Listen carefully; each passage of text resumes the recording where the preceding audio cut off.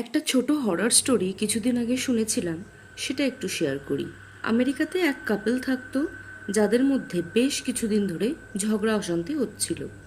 একদিন খুবই রাগের বশে সেই হাজব্যান্ড তার ওয়াইফকে খুন করে মাটিতে পুঁতে দেয়, এবং সেই সময় তাদের ছেলে স্কুলে ছিল। লোকটি চিন্তায় ছিল যে বাড়ি ফিরে তার ছেলে যদি মায়ের খোঁজ করে তখন সে কি বলবে।